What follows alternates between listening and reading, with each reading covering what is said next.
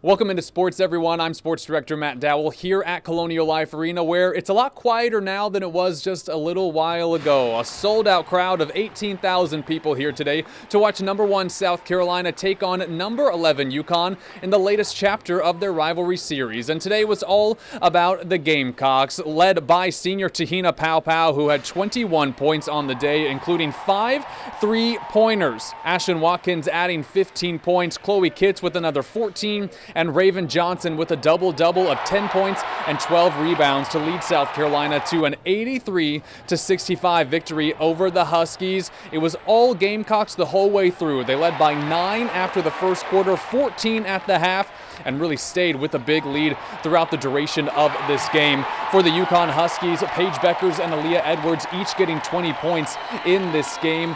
They were the big offensive forces for the Huskies today.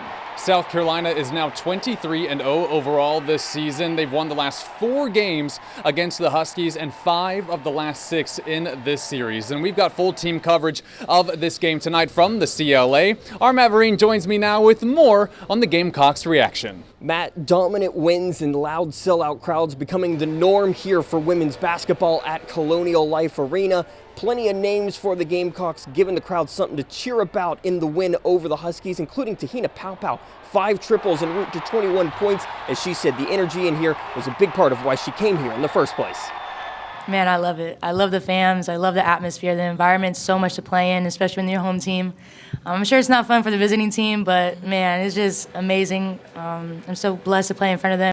South Carolina now winners of 4 straight over the perennial powerhouse UConn, but Staley crediting the Huskies as a big part of helping get this Gamecock program to this level. You have to thank UConn because for the first part of our home and home, they got nothing out of it. It allowed us to grow as a program, to measure and to stack ourselves up against who they are. And it doesn't happen without that commitment. The Gamecocks now through their spell without Camila Cardoso with 2 dominant wins. Raven Johnson, career-high 12 rebounds on a double-double, says it's proof of the young talent and future of this team. It says the future is bright, and not even that. We're a young team, and we're just going to bring more, studs and firehouses to this program, and it's going to get dangerous, I think. So the future is definitely bright. But while the immediate future is looking bright for South Carolina, Connecticut got some stuff to figure out. Amanda, what did the Huskies have to say after the loss? Thanks, Matt. While a national championship wasn't on the line this time around, the Huskies' 4th straight loss to South Carolina is leaving UConn with work to do. There's a lot to take away.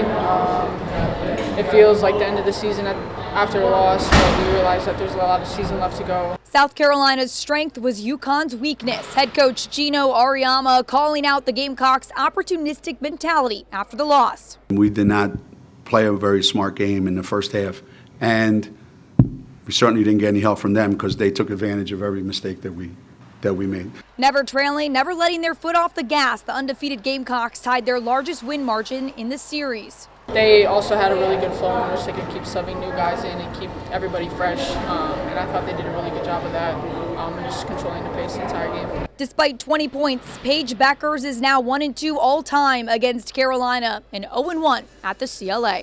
This environment was great, loud, fans were really into it, they love women's basketball here.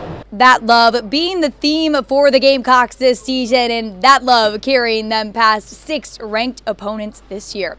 Matt, I'll send it to you. Thank you, Amanda. South Carolina now going to refocus back to SEC play, where they're going to head to Knoxville on Thursday to take on the Lady Vols. That one tips off at 7 o'clock on Thursday night. South Carolina with just 6 games left on their regular season schedule. Camila Cardoso will be back for Thursday's game. Reporting here from Colonial Life Arena, I'm Matt Dowell. The news at 10 is coming back right after this.